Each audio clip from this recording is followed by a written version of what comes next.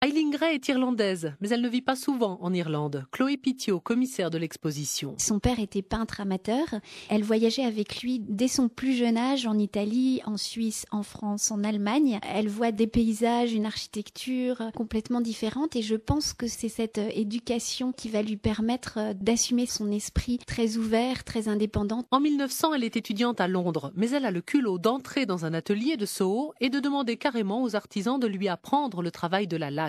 Très vite, elle s'approprie la technique et choisit sa couleur. Le bleu, qui est une couleur extrêmement difficile à obtenir et qui va virer très rapidement. Elle avait réussi à trouver une technique qui lui était propre pour que ce bleu reste éclatant même après maintes années. Et cette laque bleue, elle va l'intégrer dans les meubles art déco de l'époque. Par exemple, pour un paravent qui s'appelle le magicien de la nuit avec des éclats de nacre. Et quand on se déplace le long de ces panneaux, on voit des brillances un petit peu partout. Cet univers, Eileen Gray va le quitter presque brusquement quand elle repart en voyage, au bras cette fois de l'architecte Jean Badovici. En Allemagne, en Hollande, elle découvre l'acier, le verre et le tube chromé. Facile à travailler, ils permettent de créer des meubles beaucoup plus légers et plus sobres.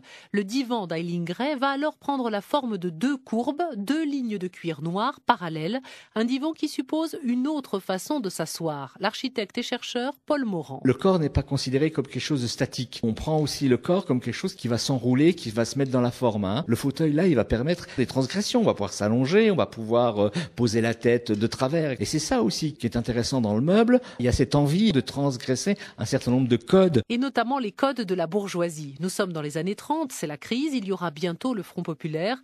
Et les créations d'Eileen Gray, avec leurs tubes d'acier, ont quelque chose de politique. Le tube, c'est le tube de plomberie, c'est le tube de la main de l'ouvrier. C'est plutôt cette envie d'être beaucoup plus proche du peuple. Peut-être que c'est de gauche, mais effectivement, c'est nouveau. Mais toujours avec une note de poésie, comme pour cette table de salle à manger. Chloé Pitio. Elle a choisi un plateau en liège qui venait absorber le son des couverts, des assiettes et des verres pour qu'on puisse entendre, j'imagine, quand la fenêtre était ouverte, seulement le bruit du vent dans les arbres. Alors cette poésie, qu'en pensent les créateurs d'aujourd'hui? C'est toujours ma façon de travailler, répond la designer Anaïs Bretonnet. Je ne peux pas créer un objet sans apporter une histoire. Et pour la raconter, cette histoire, Anaïs Bretonnet utilise des matériaux bruts, du bois, du métal, comme Eileen Gray. Il y a une odeur, il y a une texture beaucoup plus intéressante. C'est un petit peu comme un livre. On préfère avoir un livre qu'aller regarder un article sur Internet. Et donc, ça amène une émotion beaucoup plus riche qu'un matériau plastique, par exemple, qui a été retravaillé. Pour Eileen Gray, ces meubles ont une telle importance qu'en tant qu'architecte, elle construit sa maison autour d'eux. L'intérieur est le point de départ. D'ailleurs, ces meubles se voient depuis l'extérieur grâce aux grandes baies vitrées.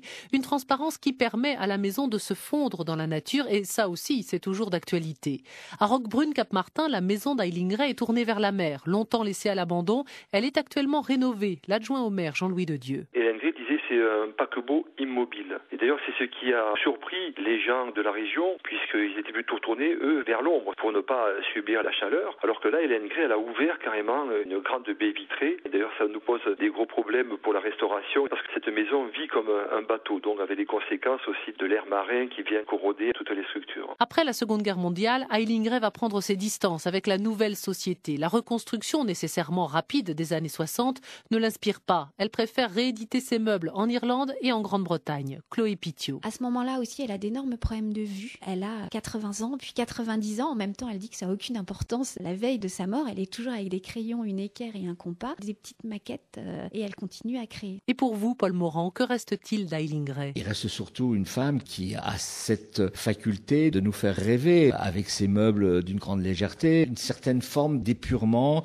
et de simplicité. Et je pense qu'on recherche ça. Retrouvez les créations d'Eileen Gray sur franceinfo.